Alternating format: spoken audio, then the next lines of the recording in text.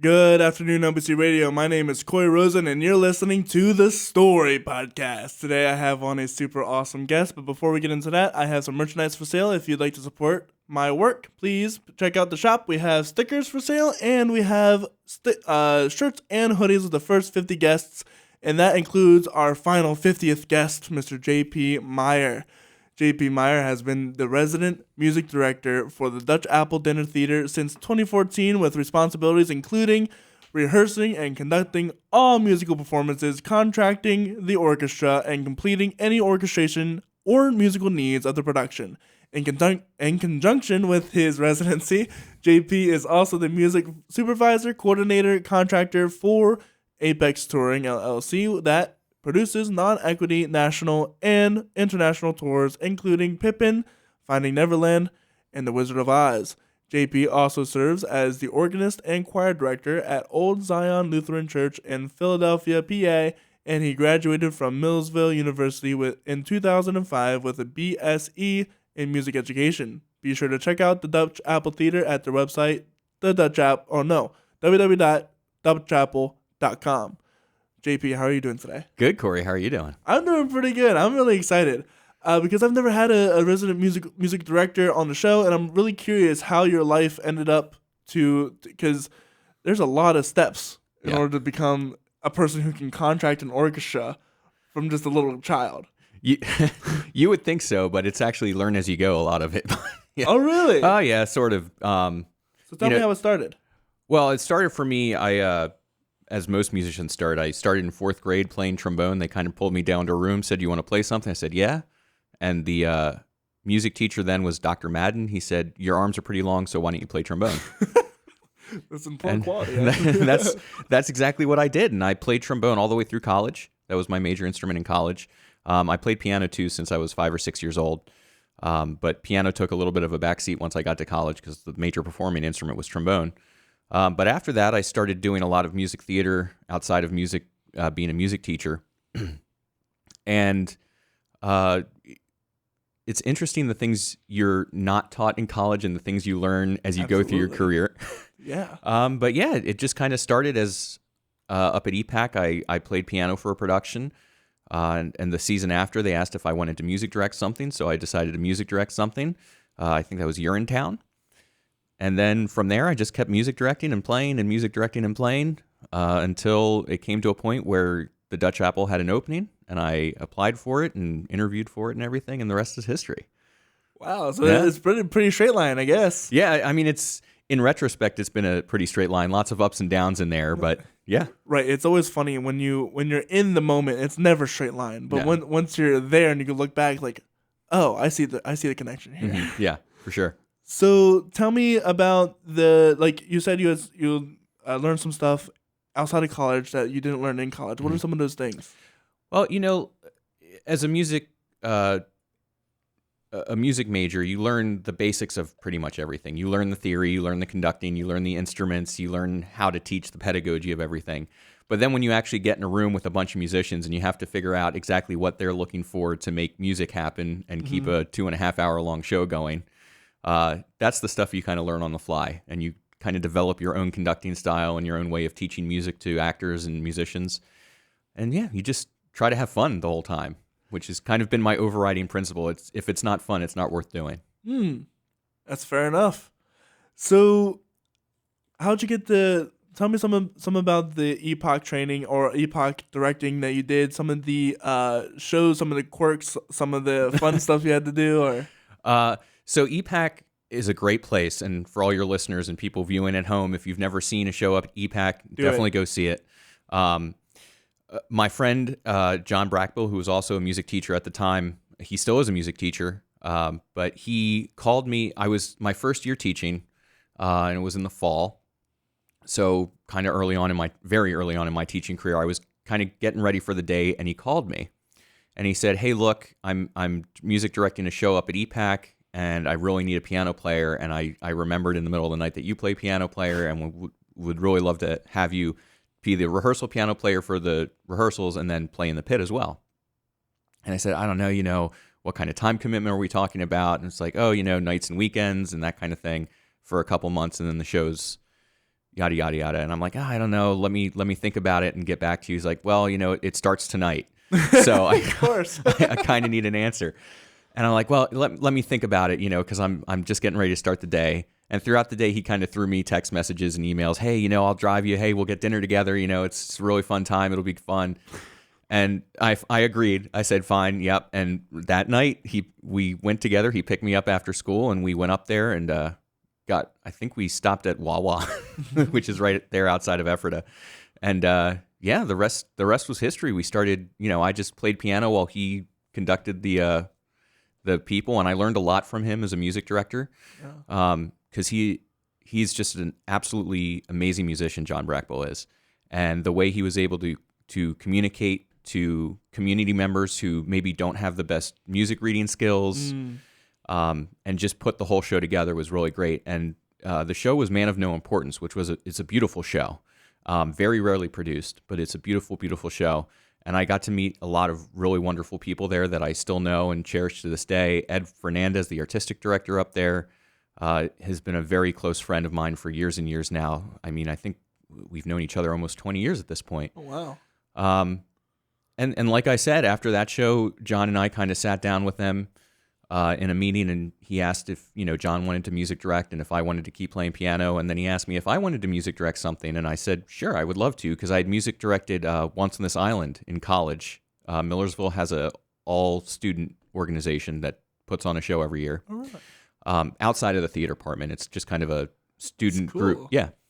And I had been involved. We did a production. My first year there, I was in the pit for The Wiz. And then the next year after that was Pippin. And then my junior year was Once on This Island. And I music directed that one. And the minute I started conducting an actual performance with the pit in front of me and the actors on stage, I knew I wanted to be doing that kind of thing regardless of what I did as a job. So, when someone asked me, hey, would you be interested in music directing something? I, of course, said yes. And then that's when I started at EPAC music directing. And I was there for 10 seasons, I think. And just, I couldn't even begin to go through all the shows. Maybe 2 or 3 shows a year at least, some years 4. And it was a great time. And I did all that while I was teaching. So it was like teach during the day and go up and do rehearsals at nights and on the weekends. And at the meantime, I've been playing at church since I was about 21, 22 years old. I took the full contract there, so going back and forth to Philly every week. Right. So it's been busy. And then, the Dutch Apple came along, and I had a lot of credits and a lot of years as a music director under my belt at that point, and it was a really good fit. I met with Lauren Sobin, who's our artistic producer there, artistic director, and Will Prather, who's our executive producer and the owner of the Dutch Apple and also the Broadway Palm down in Florida. Yeah, and right. Great interview. And a couple weeks later, I knew, and it was a full-time position and salary benefits, the whole nine. And I took the risk and I changed up the career, and here I am. It's incredible how on the fly some of the jobs you can get as a musician really are. I played at an open mic, and I was just playing out. There's piano, in the city there's pianos everywhere. And I was just playing outside on the piano, and a guy's come up to me and said, "Hey, can you play this song? All right, we're gonna do a gig in like 5 minutes." And I'm like, "Okay, Yeah, I got there paid." you go. It's crazy how quickly stuff. Granted, that's on a smaller scale than hey, can you direct this choir with the piano? But it happens all the time, and it's so funny how you can go to a show that you won't know has been just thrown together at a moment's notice, and it's perfect. Yeah. Well, almost. Musicals are rarely thrown together at a moment's notice. Of course. In fact, they take a ton of work. It's They funny. do. Yeah. When I was at EPAC, and I haven't been there for a few years, but I'm pretty sure that this structure is kind of the same. They take a pretty long time to rehearse a show because they have to do nights and weekends because people are community members. They have other jobs. So they rehearse for maybe, a month or two. And then they have tech for a week or two, and then they open a show and run for 3 weekends. At the Dutch Apple, I got there and I said, because at EPAC, I was used to having, a week or two of nights to learn all the music. And first question I asked was, well, how much time do I have to teach the music for the show? And they said, the first day. The actors usually show up. Our first day of rehearsal starts, 10 in the morning with kind of a, welcome meeting and a tour of the facilities and everything like that, and maybe a read through of the script for everybody, like a table read. And then the rest of that day is just music. Wow. And I kind of have to hammer through the score. Now the actors, they're professional actors. That's what they do. So they come prepared. I really just have to teach part assignments. I'm not so much teaching how to sing or anything like that. Right, of course. And I'm sure your ability of sight reading has just skyrocketed. Yeah, sight reading. Well, we get the scores well in advance. Oh, okay. And part of my process as a music director is to sit with the score and kind of go through it and learn what I need to learn and make a plan for how to effectively get through that rehearsal process without too many bumps or bruises for everyone involved.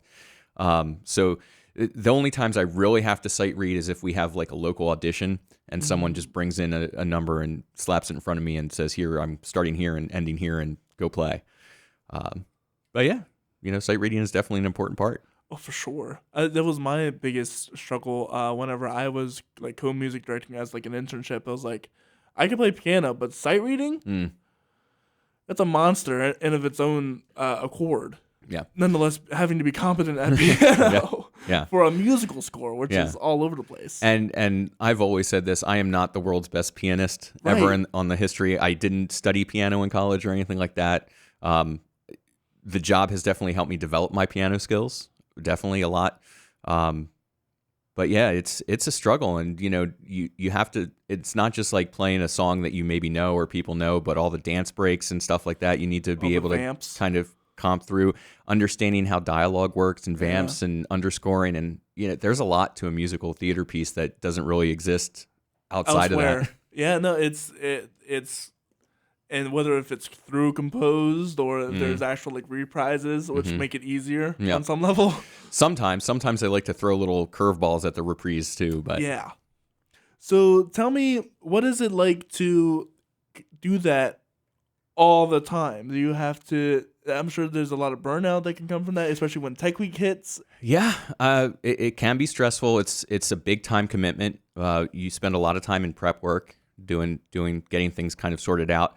The rehearsal process it can be long, especially because at the Dutch Apple we're often performing one show while rehearsing the next.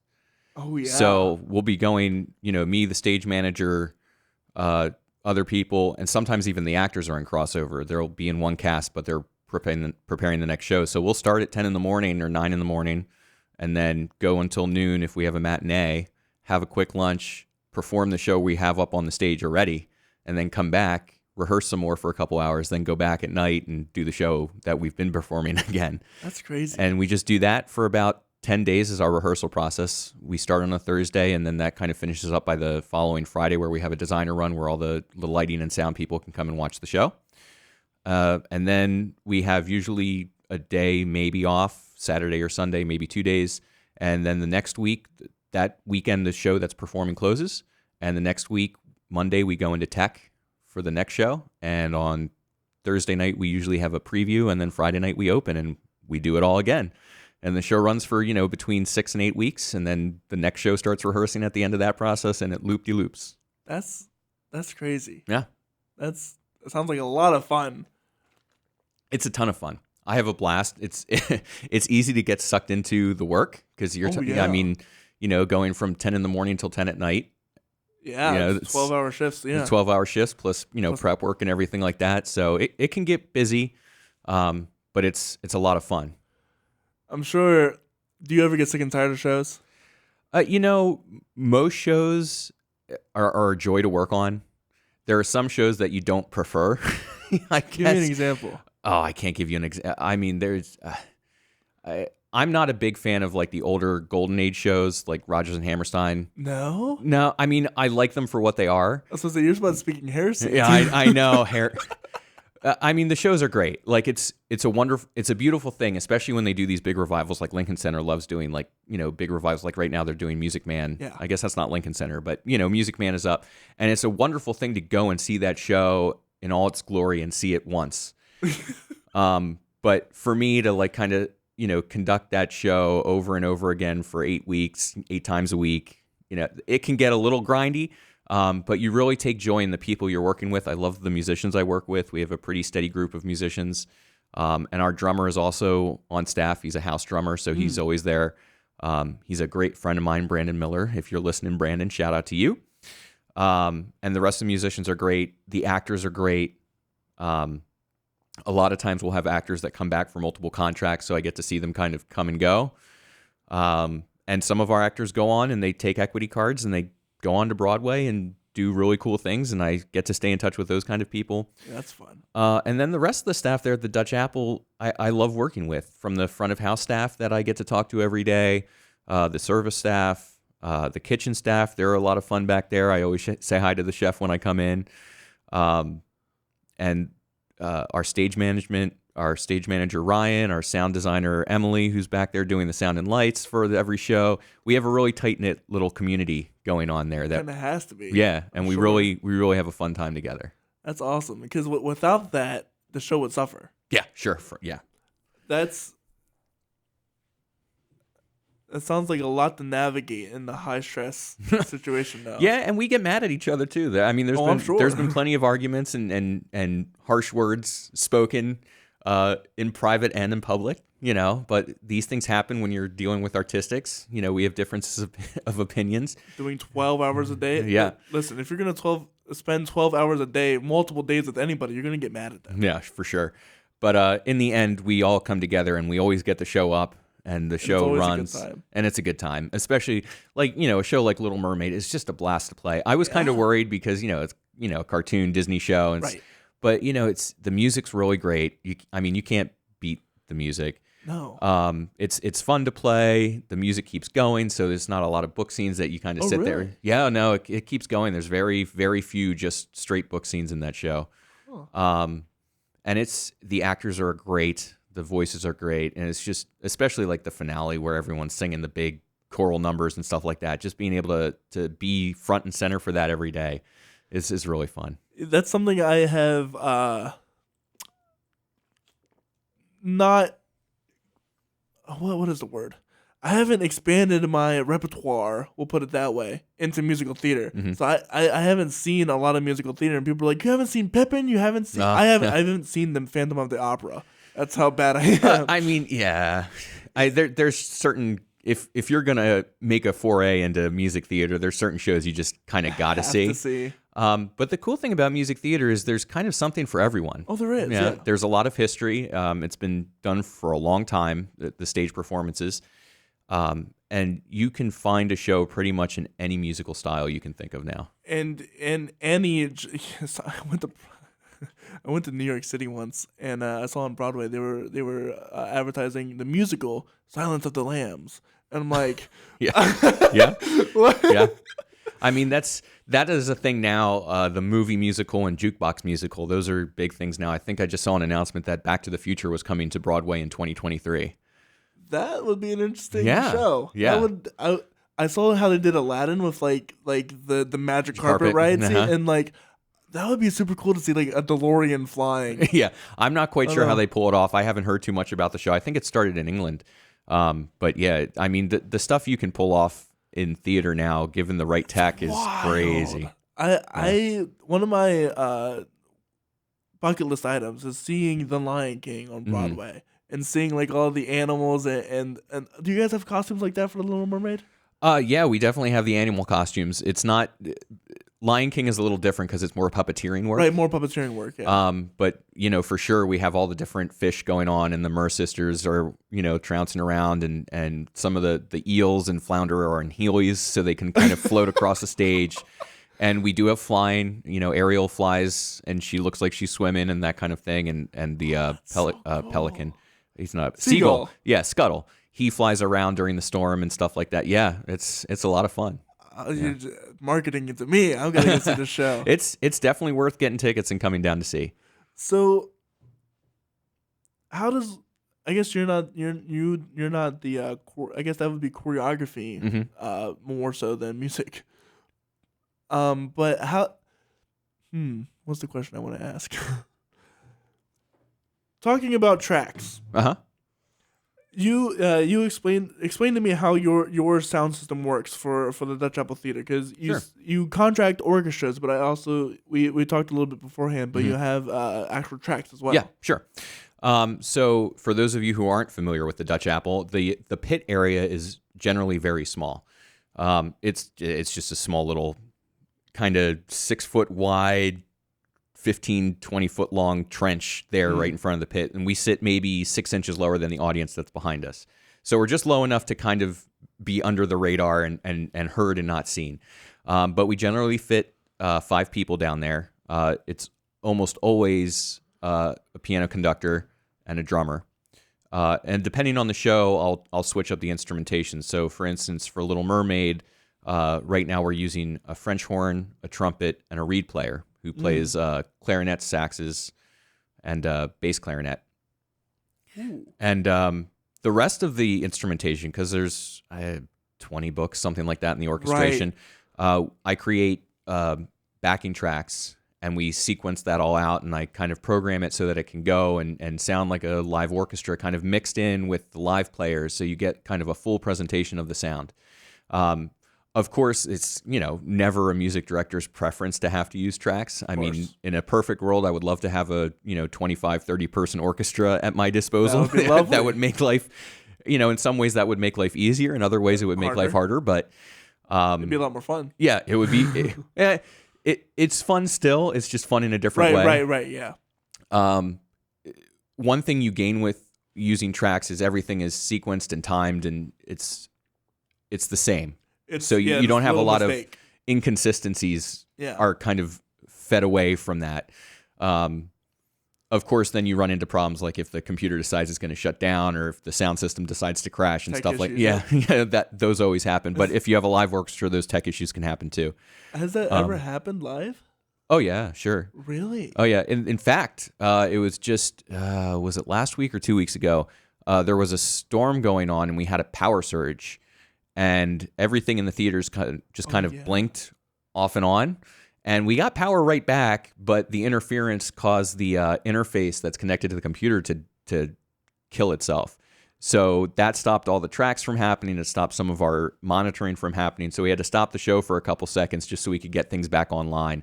And, the lights thought it was good to go, but of course there were some lights that didn't like getting power surged, and they gave problems throughout the rest. Nothing that, an audience member maybe have noticed, but those things do happen, sure. And do you just have to stop the show? Sorry, everybody. Yeah, I mean, in a perfect world, you don't stop the show. Right, of course. It's very rare that you stop the show.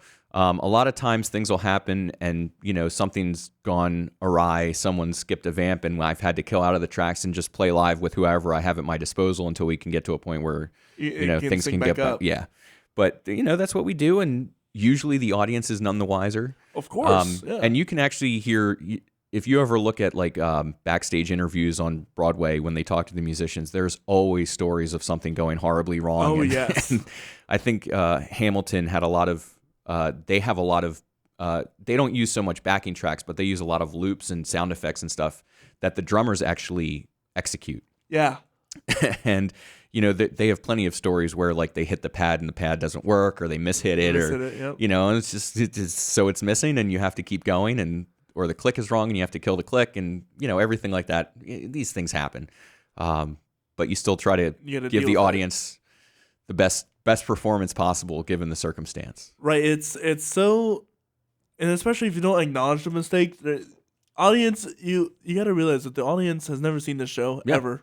Well, they might have seen the show. They've elsewhere. They've not seen our production. They've not, and the thing I always try to remind myself when I make a mistake personally, like at the keyboard, which happens.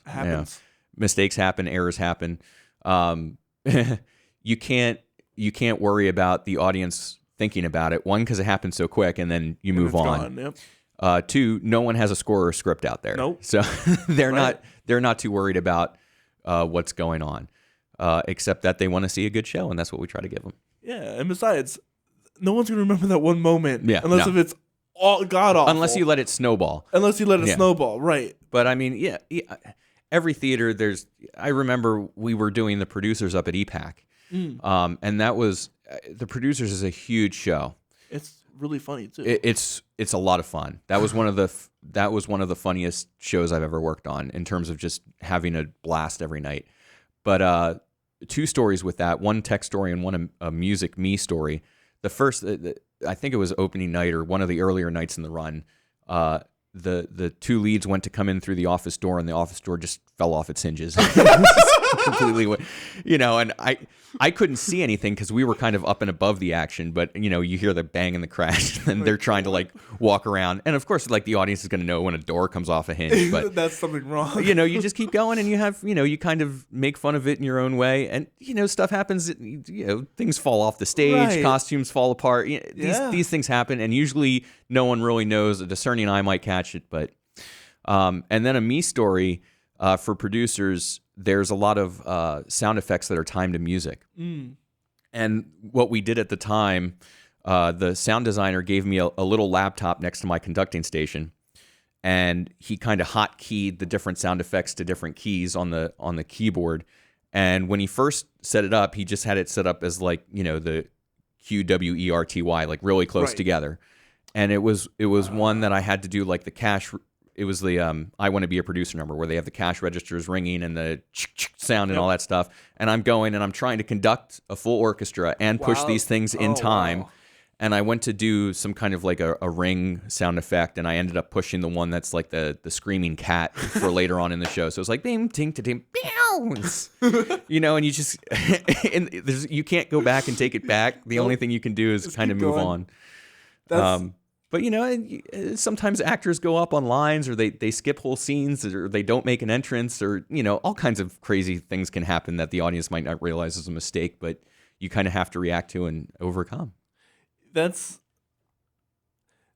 that conducting exercise. When I was a drum major, and for drum major academy, they had us do multiple things for conducting. Have you ever had to conduct? Oppositional conducting? Yeah, sure. Yeah, that was actually stuff we learned in classes at Millersville, how to conduct in 3 and 2 or 3 and 4 at the same time. Yeah, draw a circle and conduct in 4. Yeah. Those are things that are good to kind of get your bearing as far as, using one hand to keep time steady and the other hand to cue and do dynamics and stuff like that.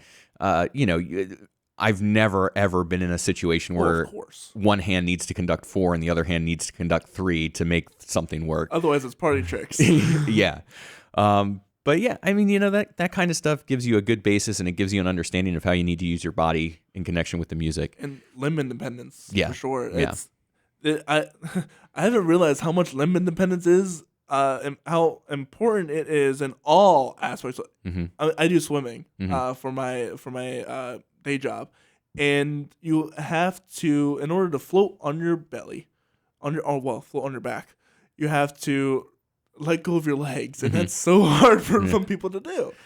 And when it comes to like music, as an organ player, you have to deal with the pedals, deal with the pedals, deal with your hands, and sometimes multi levels of keys. Yeah, the organ I have at my church is 3 manuals. What does that mean? So a manual in organ speak is a keyboard desk. Okay. So basically you have what looks like 3 keyboards stacked right on top of each other, and then a pedal board that looks like another keyboard for your feet. And while you're playing, you're also pulling out and pushing in stops, making registration changes. You're reading 3 lines of music typically instead of just 2 that you're used to. Yeah. Which actually has served me really great as a music director, because most scores you'll have 2 lines for what you need to play on the piano. Right. And then you'll have at least 1 other line, and sometimes even 2 that give you cues for what the vocalists are doing and what the other instruments are doing.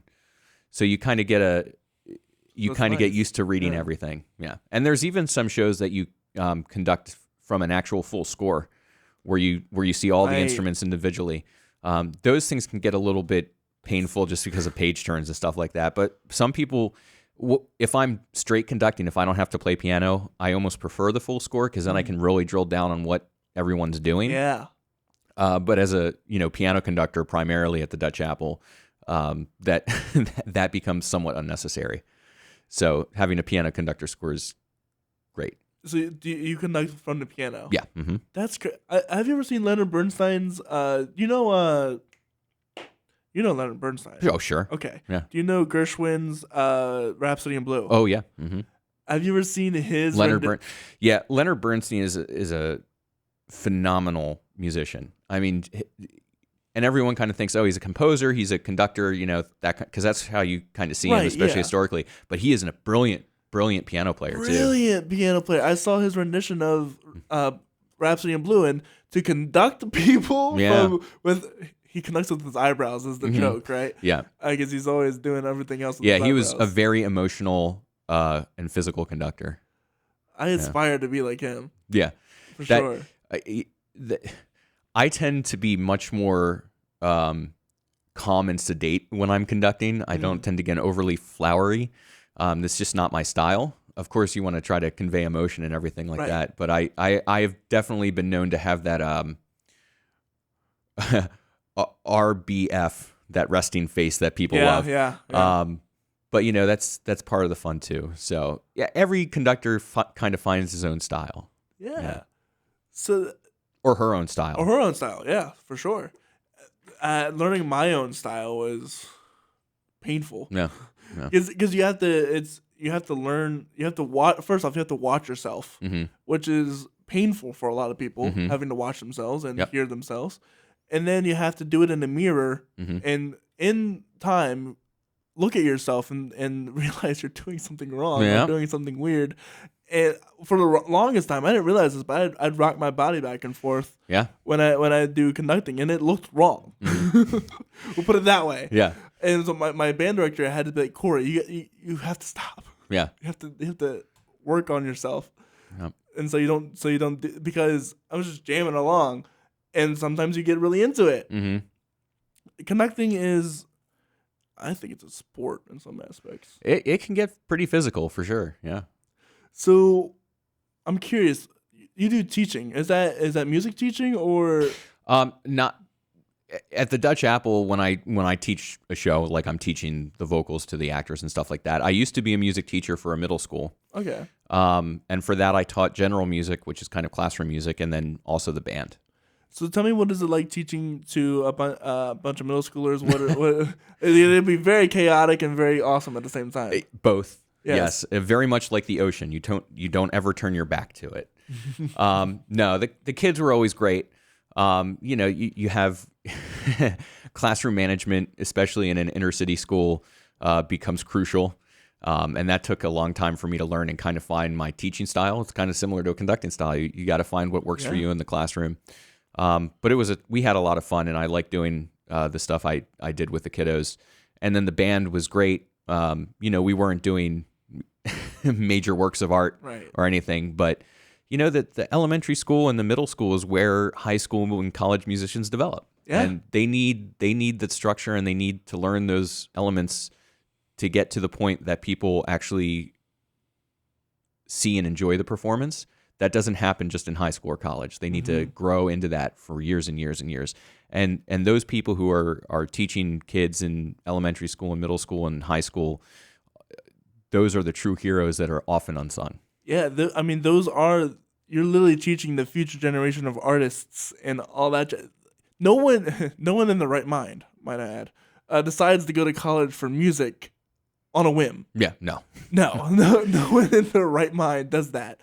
It's a process of going through school. So what are some tips and tricks or advice that you might give to educators around nowadays? I've been out of the education world for almost 15 years now.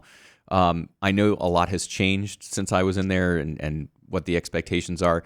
The most important thing I think for music teachers is take the students where they are and push them to where you want them to be. And be okay with the fact that some are not going to get there. Yeah. And, the goal is not perfection. The goal is teaching them and instilling the love of music in them so that they can continue forward. Yeah. No, I mean, that's literally, I agree with you, because there's so many people who just try to hit a standard. But you got to realize each kid is an individual kid. Yeah. And like for me, what I realized is, oftentimes you kind of come out of college and you're like, oh, I'm gonna grow this really great band, and we're going to have great musicians and they're all going to go off and be musicians as a career and stuff like that. And you have to realize it's, for some people, music can be just a hobby. And it's a great thing. The ability to play an instrument or read music, even if they can't read music, a lot of my general music philosophy was teach them how to appreciate the music that they know and love. Like, they all come in and they have music that they like. Why do you like that? That question, I would ask that question to like sixth graders. Okay, what's your favorite kind of music? Well, why? And they look at you kind of like blank face for a couple seconds, and then they start coming up with reasons. But that's what you're teaching them. Well, why do I love what I love? And maybe there's some things that they haven't experienced yet that they would also like. And that's where you get into kind of teaching them the music history. It's not just, whatever style of music you prefer in the moment, but there's all this music that came before that influenced it. And, maybe some of them go off and they become musicians themselves and they start creating a new type of music that combines a lot of things, or they just, appreciate the music for what it is, or they can be exposed to new things that they otherwise wouldn't have been exposed to. And that's important too. Yeah. So what's your favorite kind of music? Oh, man. It's funny. People ask me that question a lot. And frankly, it's hard for me to answer now because I do music so much of every day. And you do? I don't tend to listen to a lot of music outside of theater. Yeah. On a day where we have a double show, that's at least, 5 to 6 hours of listening to music. Just the show. Right. And then I'm also maybe practicing or doing prep work or rehearsing a show, in which case you're talking anywhere between 7 to 10 hours of music in a day. And the last thing you want to do after you've been listening to 7 to 10 hours of music a day is maybe listen to some more music. But I kind of have a pretty eclectic style of things I like, and it depends on my mood. Right, of course. When I'm driving around, I really love classic rock, 70s, 60s, stuff like that. I used to play in a band with some friends from college. In fact, I just played with them a couple months ago. It was great to get back with those guys. They were playing a gig, and we did a lot of jam band stuff, so like Fish, all that kind of stuff. I enjoy that kind of music sometimes. I oftentimes will enjoy rap and hip hop sometimes, just depending on my mood. Yeah, and I grew up loving classics. I love opera. Really? Yeah. Opera was a big thing when I was growing up. Classic music in general, like classical piano music, the classical piano literature. It really just depends on my mood and what I'm, jonesing for in the moment. But I try not to ignore any kind of style of music or write it off because every style has something. Now, some things don't speak to me like they speak to other people. That's fine. That's why we have our preferences and likes. That's why they're separate genres. Yeah, that's exactly right. And so important to. I will always listen to a music piece that someone gives me because it's valuable to them, and I learn a lot more from people from the music that they listen to than by a short conversation. We'll put it that way. Mm-hmm. I'm curious. Have you grown a love for show music? Oh yeah, for sure. I love Broadway and theater music. It would be kind of hard to do this job if you didn't like. It would be kind of hard. Like I said though, in theater, there's so many different genres, I would not be prone. Like if I had somebody ask me, if you could only, that typical, if you could have one if you were on a desert island and you could only have one album to listen to, it wouldn't be Oklahoma. Right. I don't know that I could answer what it would be. I just know kind of what it wouldn't be. Mm-hmm. Probably wouldn't be Carousel or Oklahoma or South Pacific or any of those. All beautiful shows, all have music that I really like, but that would not be the shows that I decide to listen to over and over again. I think I know mine because I'm so limited in my theater experience. It would definitely, and I just love Elton John, so it had to be Aida. Yeah, that's a great score. Yeah. Great. Have you ever done that one? I've seen it. I've never music directed it. I absolutely, even though I just love Elton John. What can I say? What else can I say? So I'm curious, what are 3 shows that you should recommend everybody watch? Oof. That's hard. I think one of those 3 definitely needs to be one of those gold standard shows. especially if someone's just coming into, getting into seeing musical theater or something like that. Definitely seeing something Rodgers and Hammerstein, Rodgers and Hart, something like that, or even, My Fair Lady, Camelot, any of those kind of shows. Just get one of those shows under your belt, because those shows, there are some beautiful moments. Yeah. There are some beautiful timeless moments, and thematically the shows are great.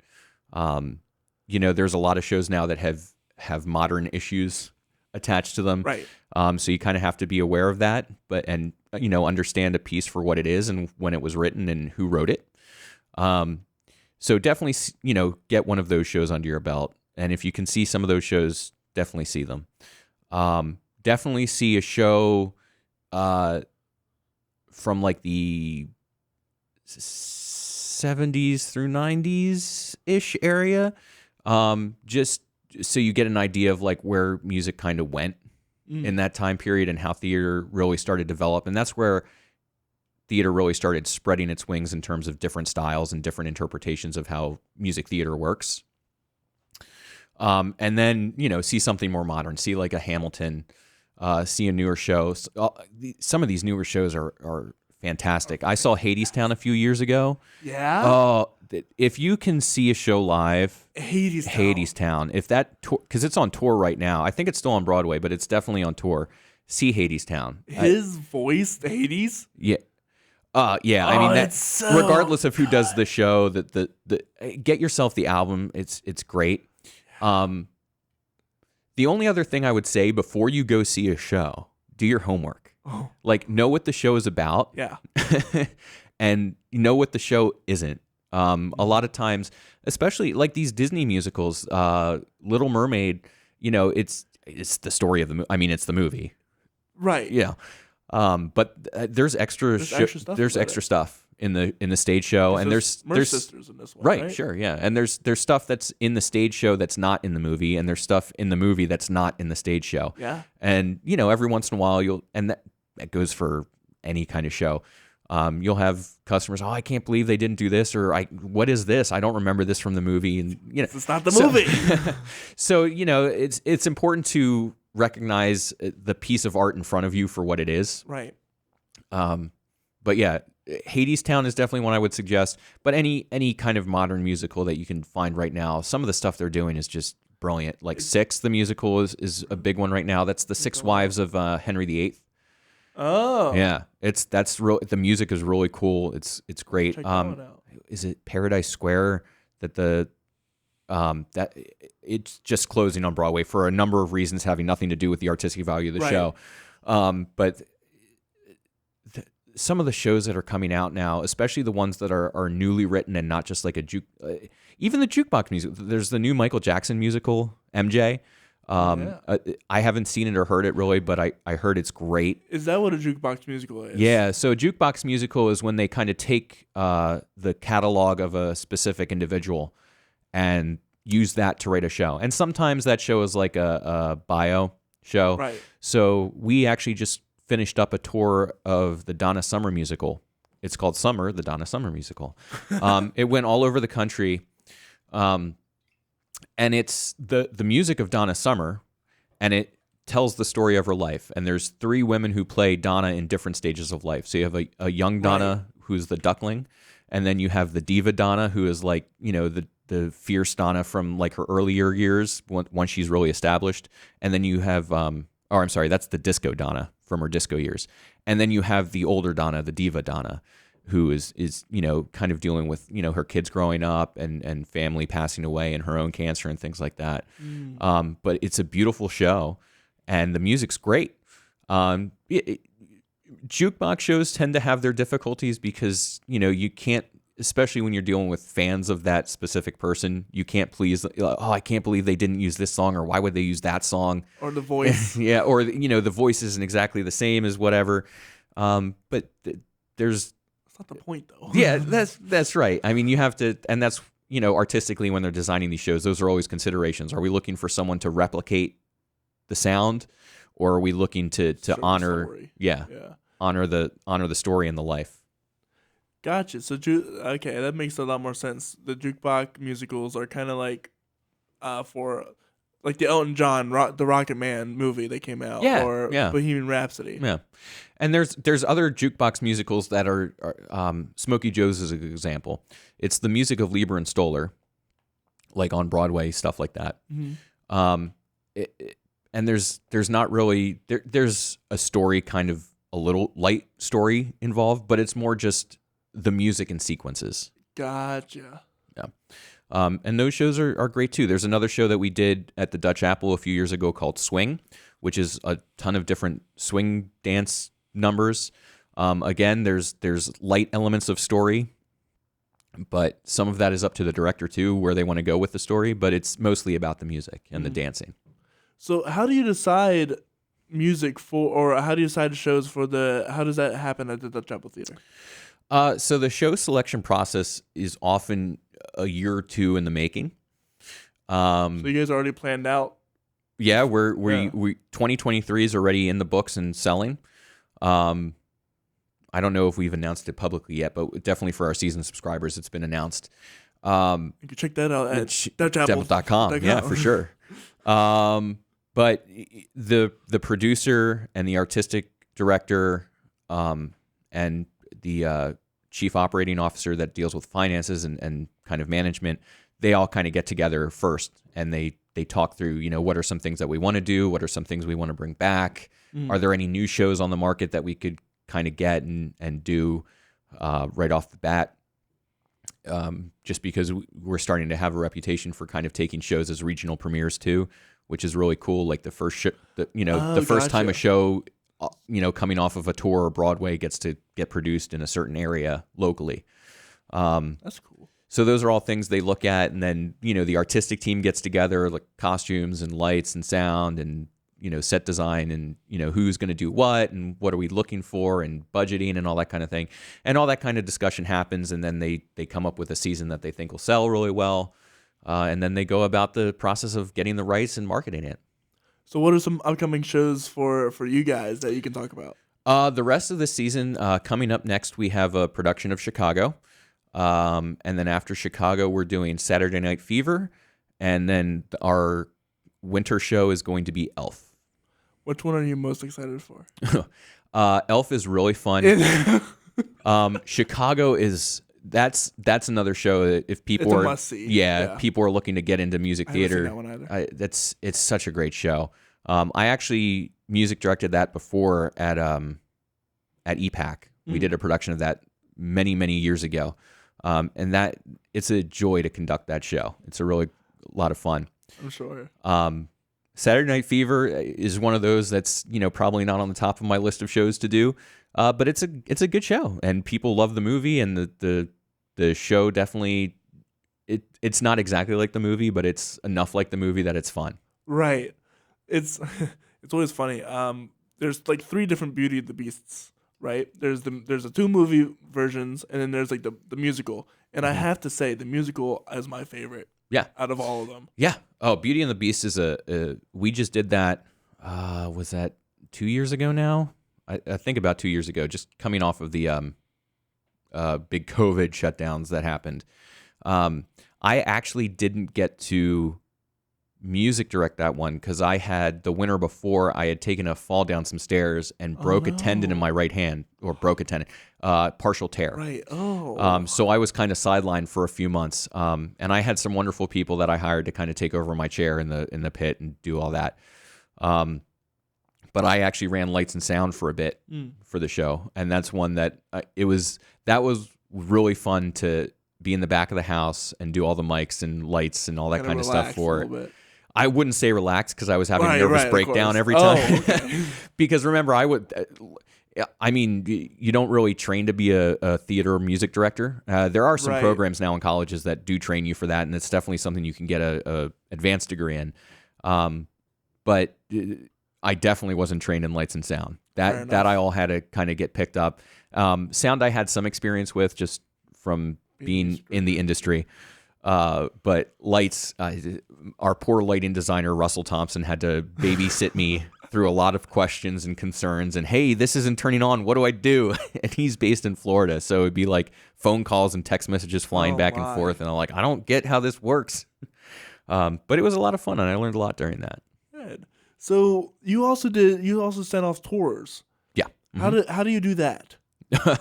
Oh, that very carefully. So the tours, often they'll rehearse either somewhere in New York, or they'll rehearse at the Dutch Apple locally.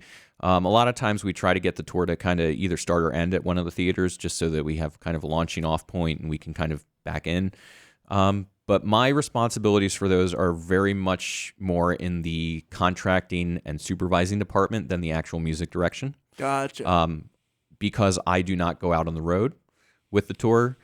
That just because I'm resident to the Dutch Apple, I need to stay there and control things there. But that's a lot of fun too. Those are often much more crazy in terms of all the coordination that needs to happen, getting people music, contracting people for, a 9-month or 6-month stint, sometimes longer, making sure they're getting to where they need to go and all that kind of thing, and have what they need to be successful and have fun. Awesome. Well, we're kind of running our radio time, so we're gonna play a song. One of my songs is a song I wrote 2 years ago, talking about the pandemic, not really talking about the pandemic, but the pandemic was happening, and everything was shutting down, and I started to realize, as a Christian, it's only God that remains, truly. So after that, we'll be right back to talk more stuff. I hope you guys enjoy "You Remain" by me.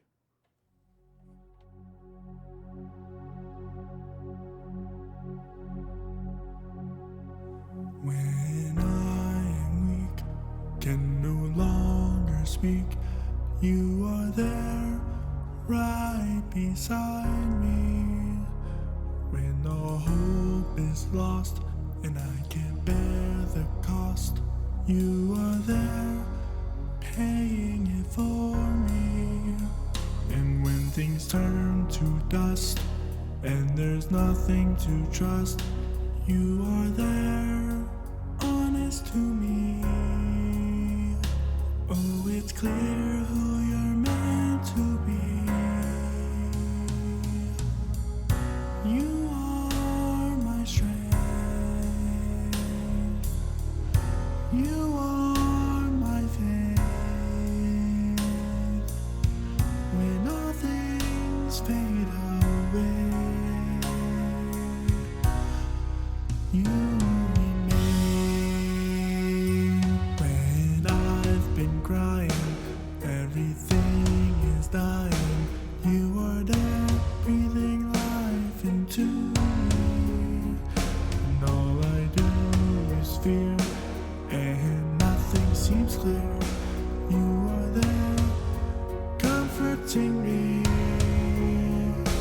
Oh, it's clear who you're meant to be.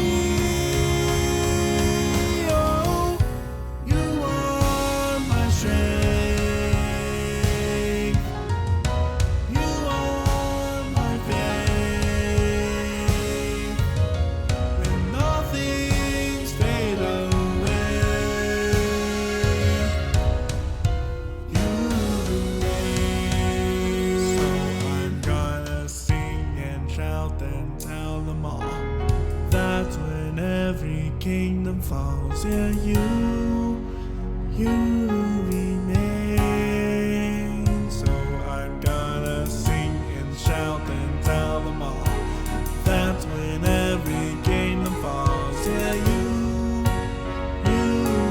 remain. So I'm gonna sing and shout and tell them all.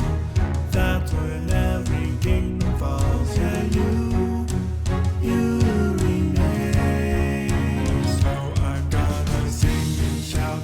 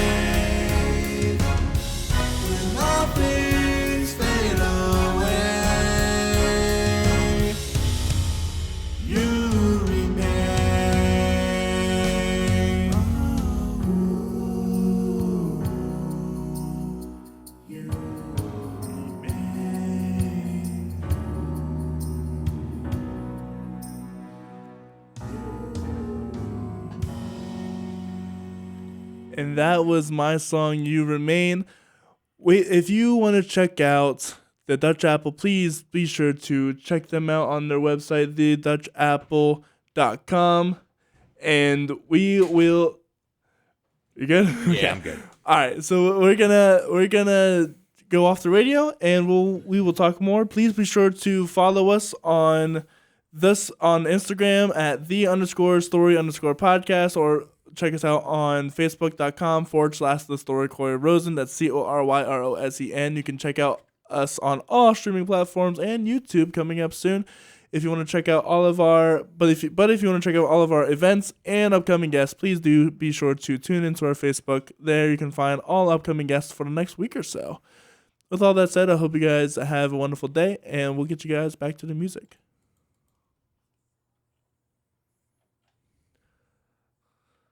I'll have to check out that song later.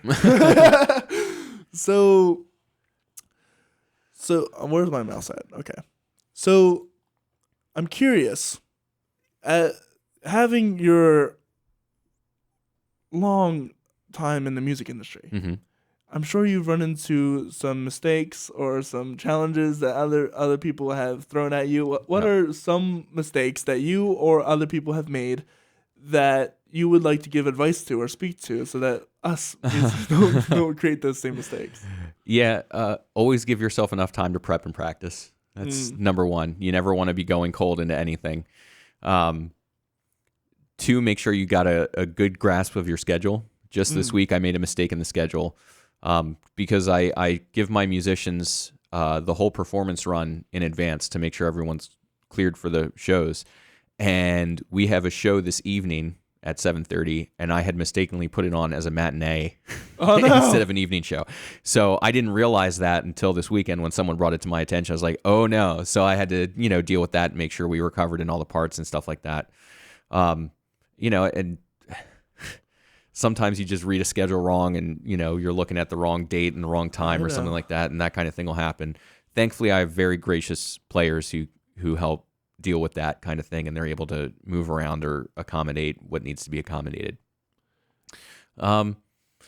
As far as mistakes go, you try to limit the mistakes to small, minor mistakes that happen in the moment and aren't, a big deal. I found that trying not to dwell on mistakes helps a lot, especially in performance. It's so easy to make a mistake and go, oh, I just made a mistake. And while you're thinking, oh, I just made a mistake, you make about 5 more mistakes. 5 more mistakes, yeah. And then things get bad quickly. Playing a show, being a musician at all, but especially playing a show that, goes for an hour before you get a real break, it's very easy to let your kind of brain get on the wrong side of things and turn negative and just kind of snowball your emotions, which doesn't help anything, especially when you're in charge of everything. Right. So kind of being able to let things go a little bit, know that you made a mistake and go forward and correct it for the future. Surely, like you don't want to just, I made a mistake. Who cares? But to let it go in the moment. And then deal with it when you can deal with it. Those are really the big ones. As a contractor, you make mistakes. You hire somebody on a recommendation and it doesn't really work out, and you have to let that person go later on. I mean, whether you want to call that a mistake or not is really kind of up to you. More like errors in judgment sometimes. Right. But those situations happen no matter what industry you're in. If you're in a position where you're going to hire somebody for a task and, it's a great interview and you think everything's great and you get a couple months into them being in your employ and it's just not working out, you're going to have that hard conversation. Yeah. So, just being aware. And, I have a really bad, I don't know if it's a reputation so much, but I can be very stubborn and kind of like locked into what I think is the right way to proceed, which is a disadvantage when you're working on an artistic and creative endeavor. Yes. I'm like, no, it's this tempo, period. No other tempo will suffice. And, the choreographer's like, no, it needs to be faster. It needs to be slower. And, if there was one thing I would say I would change about myself as a music director, it would be that kind of, getting out of that attitude. And I've worked over the last years and decades to try to get myself away from being stuck in my own thinking and accepting the viewpoint of other people. Sometimes it's just been like, no, this is what I say it is, and that's what you got to do. Sometimes it's okay. Also. Which is okay. Yeah. I mean, you get mad about it and you get over it in your own way, but it's, these things happen. And as a music director, especially a resident music director, I don't have my choice of projects really. Right. I do the shows that they plan to do. And, I can't be like, oh, I don't feel like doing that show, so I'm just not going to work here for a couple months and I'll come back later. That's not how it works. That's not how that works. Now, when you're an independent contractor, and when I was working at EPAC, I did shows at other places too. I would, sub sometimes or take pick gigs other places. You can kind of pick and choose, the projects you want to work on. And that some people really enjoy that. I love that I have a steady job. With benefits and all that jazz, benefits are just that. They're benefits. They're great to have. And I count myself very lucky that I'm in a position that offers that. But some people really, really do great work when they can pick and choose what they want to do, and they are very successful at it. Yeah, it blows my mind that actors can make a living, but literally picking and choosing the jobs they get to do. Yeah, I mean actors. Actors have a very complicated life because they do. The really, really great ones often have an abundance of choices of what projects they want to work on. Right. For most actors, it's oftentimes a matter of luck. Yes. And industry. And I've met so many great actors who I think would be, they've told me they're auditioning for this, that, or the other theater or this, that, and the other role. And, so are, maybe 50, 60 other people auditioning for that role. And it just comes down to, are you the right person for that production? And that's, it's one of the things when I talk to actors, sometimes I'm like, you are a great actor, you're a great singer, you're a great dancer, and maybe you just didn't fit what the producer wanted in that role. And there's nothing really you can do about that except keep giving it your best and trusting that you're going to get the job that you should get when you should get it. Yeah, if you don't take rejection as a slight on you, should never do that. It's because especially in the music industry, it's most likely never that. Yeah. It's most likely they just had someone who fit it better. Yeah. And that's not a detriment on you. That's not a detriment on anybody. It's just you got to find where you fit. Yeah.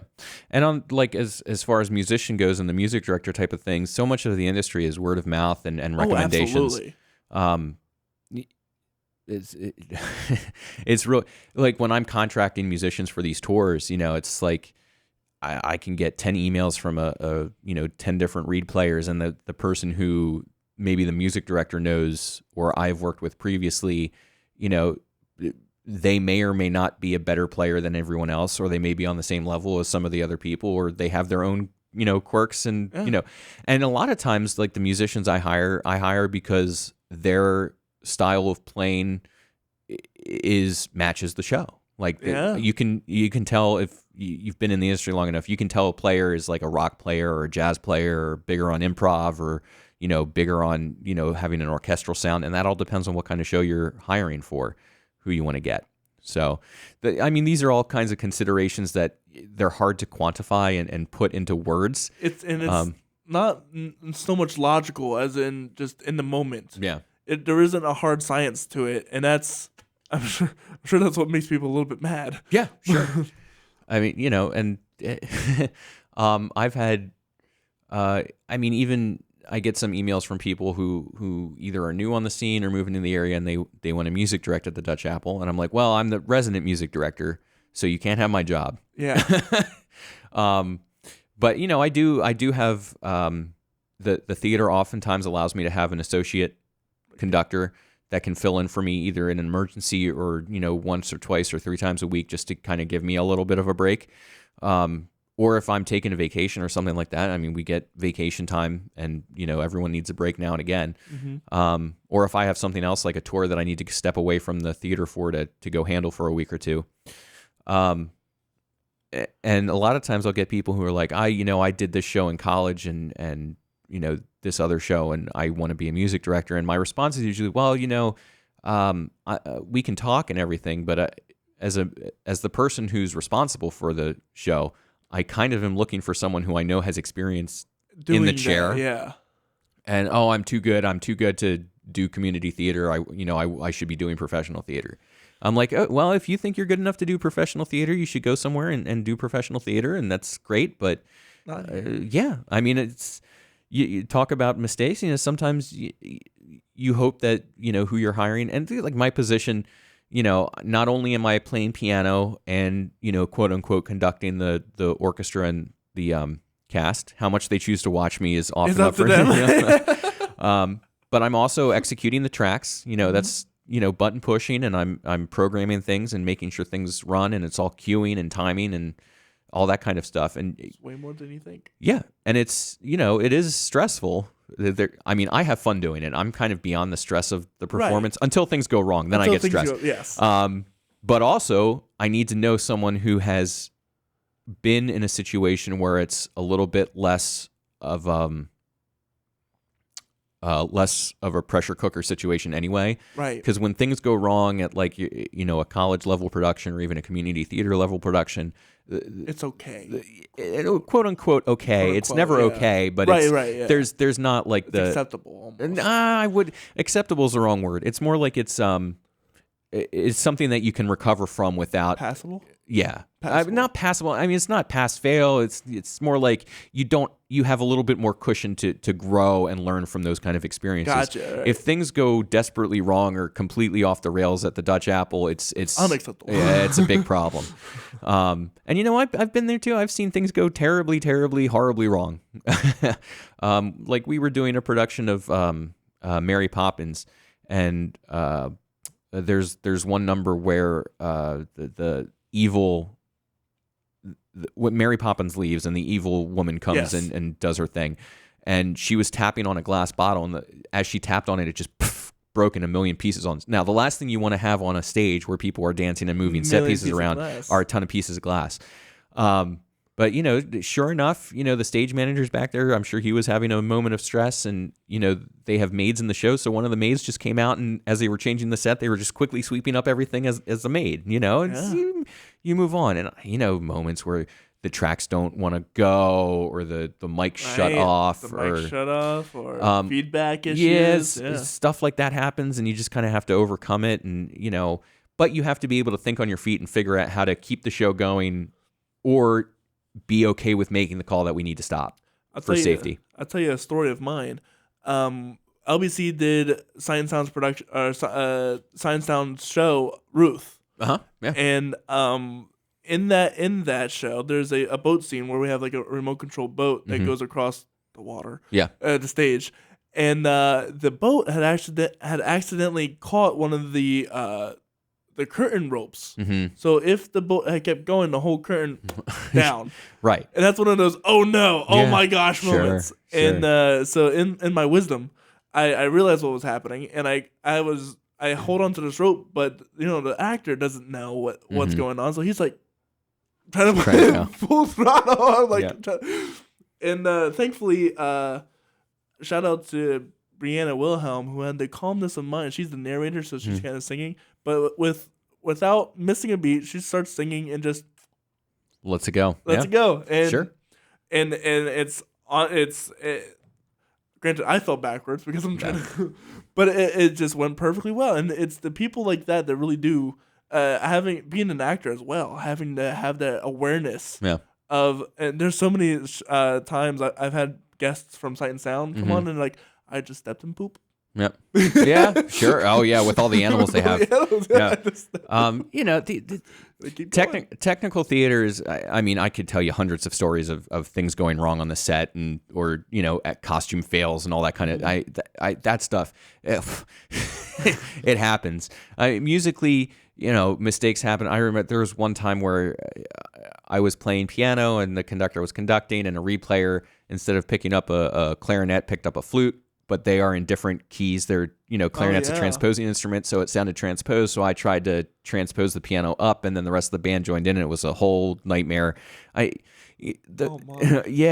Stuff like that happens, and it's like, I start playing, and a page rips out.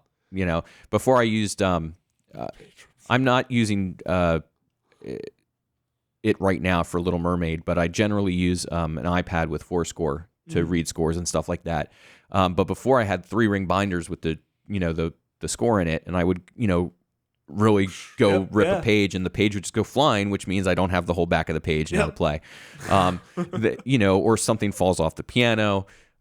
We were doing a production of Clue at the Dutch Apple, and that production, it was just me on piano and our drummer. That's all it really calls for. It calls for a cello too, but we didn't use a cello. And the stage manager came, "Are you guys all set to go?" "Yep, we're set to go." Lights and sound was set to go, and they do the curtain speech, and the curtain speech is over, and I start playing, and I could hear myself perfectly well in my in-ears. The drummer was right with me. We were playing through the whole overture, and we get through the overture, and just nothing happens. Oh, no. And I'm like, what's going on? And then the stage manager comes running up to me and goes, "Why aren't you playing?" I'm like, I did, and we can't hear you. Great. So and that's then the sound, they had to hold the show, and the sound person came down and figured out it was some kind of patch issue with the board or something like that, because obviously I could hear myself, so it wasn't me. But these kind of crazy things happen every once in a while that you just have to. And again, there's not much you can do if you get mad and storm out, and then no one sees a show. So you kind of got to keep going. Got to roll with the punches. Yep. And the punches keep coming. Yeah. Oftentimes they do. So what is it like? Because you mentioned you had a fiance. Mm-hmm. What is it like to have to work these expensive hours and having to deal with a relationship? It has its moments of difficulty. I'm very lucky. My fiance Lauren, she has worked as an actor, and she's a photographer, so she understands. She understands the job, and she knows the hours. When COVID hit, we had a chance to really sit down and talk to each other and figure stuff out. And I realized that I'd been spending too much time at work and not enough time with her. And that was, that's a hard thing to realize as a person. Because that was a painful discussion, to be quite frank. And it's the big thing is you got to make the time. And one of the things that we decided we were going to do, instead of me, like if we have a double or if I'm in rehearsal or whatever, I will make every attempt I can to come home between whatever the afternoon is and whatever the evening show is, and I make dinner, and we have dinner together. That is just that is a huge thing. Just being able to spend an hour or two with her, and then Mondays is typically my day off. That's like the theater weekend thing, and we do a thing now we call it Explore Monday, where we pick a restaurant that we've never been to and we go to it, and we kind of talk about it on Facebook and post a picture and all that kind of fun stuff. And it's funny. It's been great for us because we get to see all these restaurants, because we were in that trap that most people get. It was like, okay, where are we going to go tonight? Are we going to go to Metro? Or are we going to go to Two Cousins? Or are we going to go to, wherever, Friendly's? So now we've been to maybe 20, 30 different restaurants in the past couple months. I think we started before Christmas already. So just doing that has been a lot of fun. And now I even get people, "Hey, where are you going on Monday? Hey, here's a recommendation for you. And where did you go this week? And why didn't you post?" And stuff. I did. Yeah. So, because, there's a lot of restaurants that aren't open on Mondays. So you have to. Yeah, that's right. Sometimes we go on Sunday night. Sometimes we go on Tuesday or Wednesday. It depends on scheduling and stuff too. But we try to go on Monday since that's our day off. And I used to not take the day, and now I take the day. Yeah. I've always wondered why Mondays are, because that's like a thing in Lancaster City, at least. Yeah, well, it's the same reason theaters are dark on Mondays, and artists are other kind of artistic things, because you're working all weekend, right? And the Monday is when you can have your time off, because Monday is the start of the work week. People aren't trying to go out on a Monday night to do stuff necessarily. So it's. I'll take it. The nice thing about working in the theater, honestly, is if there's no show rehearsing and we just have performances going on, I have the flexibility to move my schedule around. So, like this morning, me and her were actually touring a wedding venue, a potential wedding venue. That's where I came from, and it's nice to be able to go and do stuff during the weekday when everyone else would have to take time off of work. really. Right, yeah. And that's just time I make up, whether I make that up over the weekend or I just, make that up, coming in early a couple more times. But this is kind of like a salary job. It's not about being there 9 to 5 or a certain set hour. It's getting the job done and making sure you're on top of everything. So that's gotta be nice. Yeah, it's very nice. If I ever get a job, I want it to be like that, because my most productive hours are not 9 to 5. Yeah, a lot of people struggle with that, finding a job that really fits where they're comfortable at. But that's part of growing and figuring out what you're doing. Yeah. So what is one thing that you know now that you wish you had known when you first started? Oh man, one thing that I know now. I know now it takes a lot more time and energy than I thought it took to do this kind of stuff. And it's very much a younger man's game. And I'm getting up. I'm going to turn 40 this next year, and I'm starting to feel it. Honestly, it takes its toll mentally and physically, and just knowing how to deal with that and prepare for that and not burn yourself out. Right. Because I'm in it for the long haul. I want to be there for as long as I can be there, and it's a great place to work, and you got to maintain your mental and emotional health, and you got to maintain your family and all that kind of stuff too. So finding that balance is tough. Yeah. Yeah, that's something I'm figuring out. Just life in general, it takes way more energy. Yeah. To be an adult than I had ever thought it had been. Yeah. And that's I'm sure that's something that's ongoing for a lot of people, is realizing, oh, this is a lot more than I thought it was. Yeah. So you work at your church. Yep. I wonder, how has your faith been impacted or challenged as throughout your job? I tend to keep my faith kind of to me.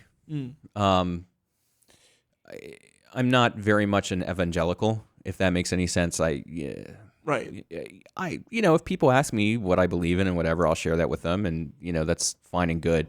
But it's the way I see it, especially theater. It's art, and it needs to be treated like art. It can't be treated so much like religion. Now there's places where the religion and the art work, like Sight and Sound is a religious institution, and they put forth their faith on stage, and that's applaudable. And I've seen some amazing productions there that are very awe-inspiring and fulfilling. Yeah, I mean it's a beautiful thing. But for me in my present position, that's not something I really try to rectify or right. I'm not worried about it so much. I appreciate what I do and what I believe is for me, and it doesn't really, affect how I feel about other people or what we do on stage. Fair enough. So I'm curious, as an organist for them, how do you practice? Yeah, that's a trick, isn't it? It's hard to practice organ, especially because no organ is really the same. Exactly, yeah. What I tend to do is I wake up at 5 on Sunday morning, and I drive to Philly very early. And I use that time in the morning when I get there, because I get there right around 6:40, 7 o'clock. And I'll use that time in the church before other people get there, or before we open up the church for services, to really practice and kind of look ahead a couple weeks and figure things out. Is your church like in a hall, like a cathedral? Yeah, I mean it's a full sanctuary. That must be nice. Yeah, it's a beautiful church. It was built in 1898. So it's your kind of typical turn of the 19th century style building. It technically isn't a cathedral; it's a sanctuary. Right. But it's got the marble columns and the tiled floor and the stained glass windows. Echoey. The reverb is very beautiful in there. It's to great. Be alone with that organ, the powerhouse. Yeah. The funny part is it's Center City, Philadelphia, and for the longest time, so the church sits on like the corner of a block, and the rest of that block used to be a factory. And about 10, 15 years ago, they converted that into like a loft building, like an apartment building with a restaurant on the lower floor. So I'm not really worried about the restaurant because Sunday mornings they're not open. But the poor people in the loft apartments, I always worry when I'm there, cranking the organ to full volume at 7:30, 8 o'clock in the morning. I don't think they can hear me because usually those city buildings have like a soundproof glass and stuff like that, so they're not hearing traffic so much. But people walking by on the street are probably like, "Oh Lord, he's going at it today." But, it's really fun to just kind of let the organ go to its full volume, because it's very rare that you do that like in a service. You don't want to be going full volume like that. But I mean, a lot of for organ, a lot of the prep work can be done on a piano. Like the technique stuff. The pedaling stuff, I need to practice there. If I get into a really dire situation or I know something very important is coming up, I'll try to find a local church that I can make a donation and spend an hour or two at their organ. Because even if I don't have the same registration or something like that, at least getting an idea of what I'm going to do is helpful, in the choreography of manual changes and everything. Yeah, that's got to be a lot of fun. Because I assume it's all piped. The organ at my church is a pipe organ. It's a fully pipe organ. There are some churches that have digital organs like Hammond's or whatever, and those they're fine. They work. It all depends on their space too, and what they have. The power of the pipes. Oh yeah, I mean there are you can get some really fun things happening, and it depends on how large the organ is. Ours is I wouldn't say it's overly large. It's a substantial pipe organ. It's large. It's not like the Wanamaker organ or anything like that. Right. Yeah. But it definitely has a big range of possibilities in terms of registration and sound. That's so fun. The organ at my church, they have like bell towers as well. Oh yeah, we have. It's not a bell tower, but in the organ is in the front corner of the church, the organ proper. We do have an echo chamber in the back, which it looks like kind of fake pipes kind of in the back in a loft. And we have a set of chimes back there. So there's parts of the service where I'll throw on the chimes, and that's kind of how we do things. It's nice. That's so cool. I've always wanted to go to a church and just hear granted, you can't do full blast because there will be many complaints. Yeah.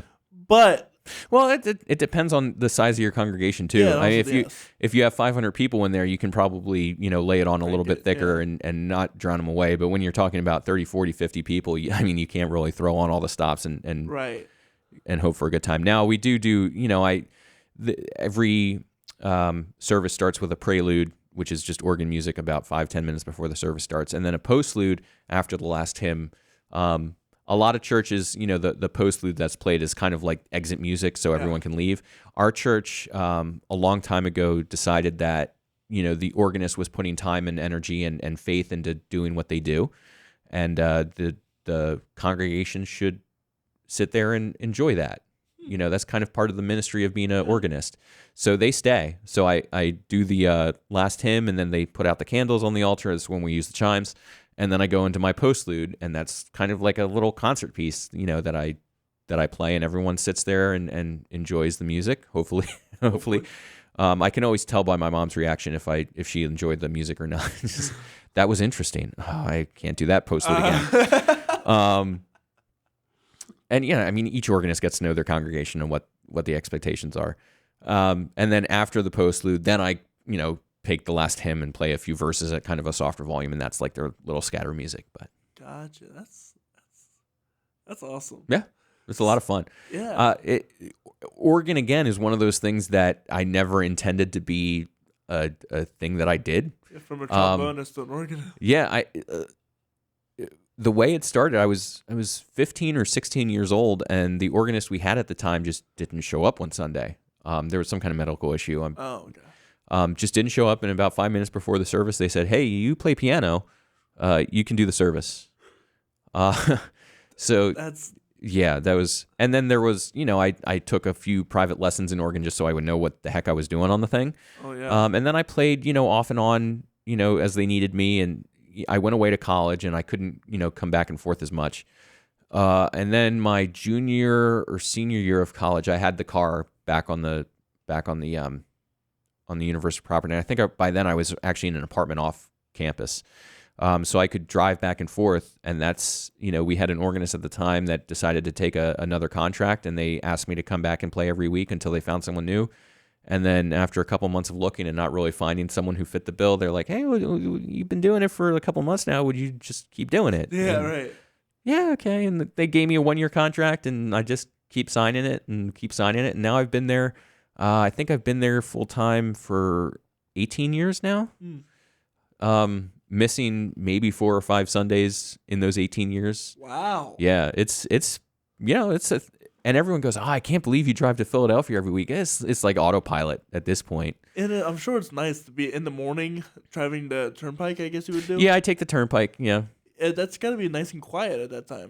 Yeah, it's the ride in is very, very, nice. There's not a lot of traffic really at all. Once I get down to Philly, there's a little bit more traffic, but it's definitely manageable. It's when I have to leave the church in a hurry to get back for a 1:00 matinee on a Sunday. That can get stressful, because any little problem, and the difference, it's always crazy to me. If I leave at 11:06, I can get back by 12:30, 12:35, no problem.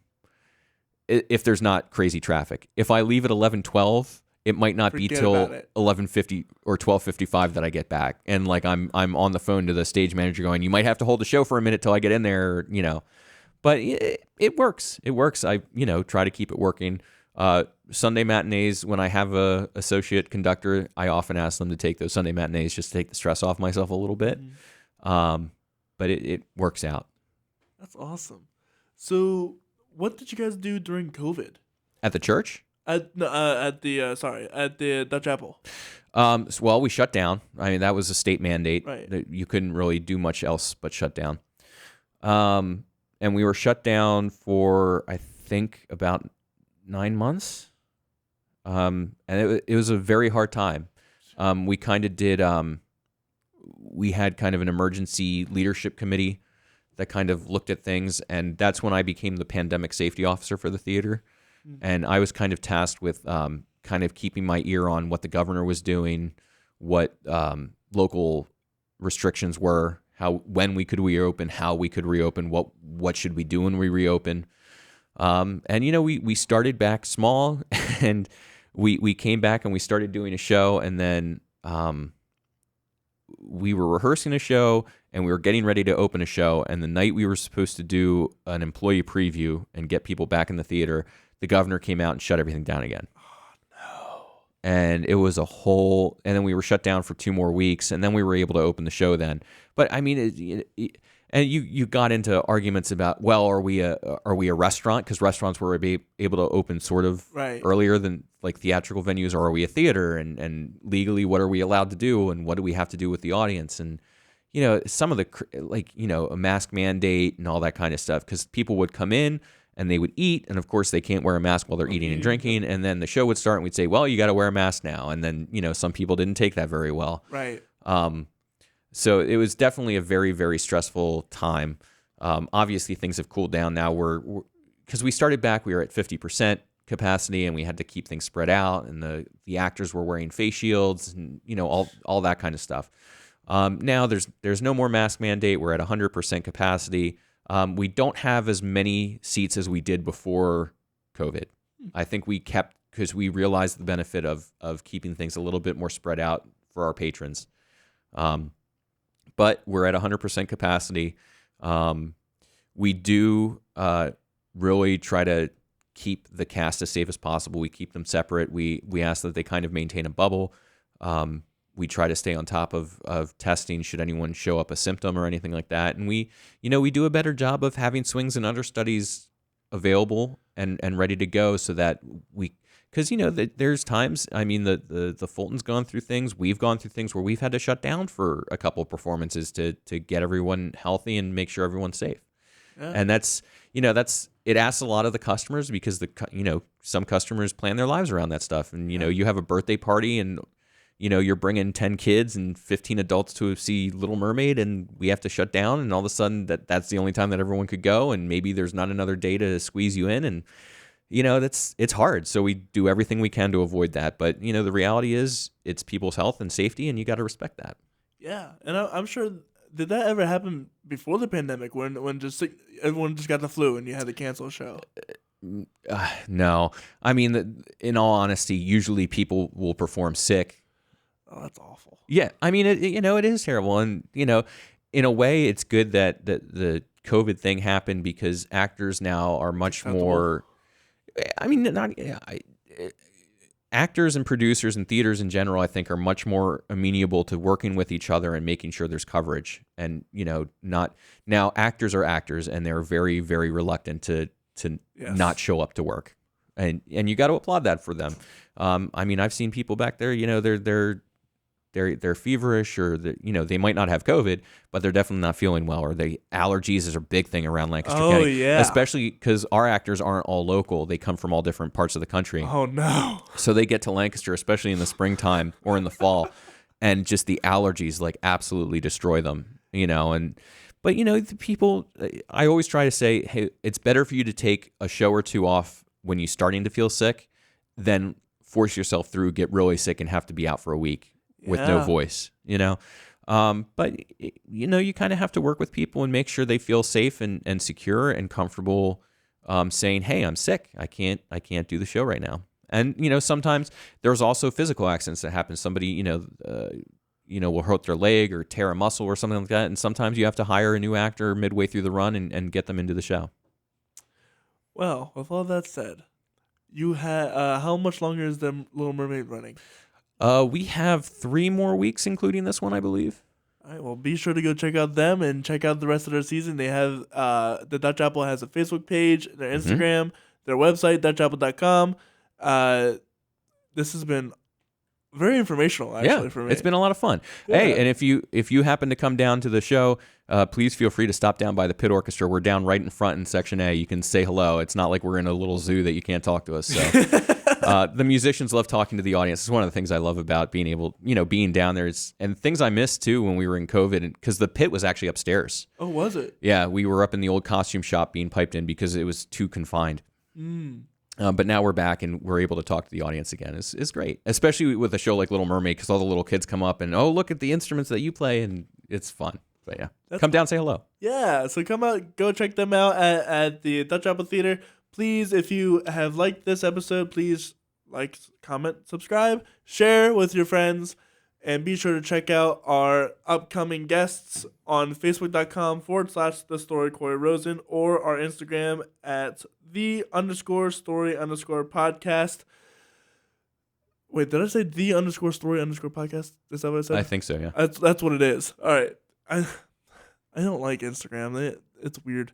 But if you want to be sure to check out our guest tomorrow, we have a awesome pianist and teacher, Pauline Williams, and she's the wife of Mr. John Williams. Of course, that's not the major composer that we all know and love, however much I wish it were. But we'll have her on tomorrow, and she's a wonderful lady, and I'm really excited to have her on. If you really want to support us, please do be sure to check out the shop with our stickers and our shirts and hoodies with the logo on the front, and the first 50 guests ending out Mr. J.P. Meyer. With all that said, I hope you guys have a wonderful rest of your day, and I will see you guys tomorrow. Bye-bye. Bye, everyone.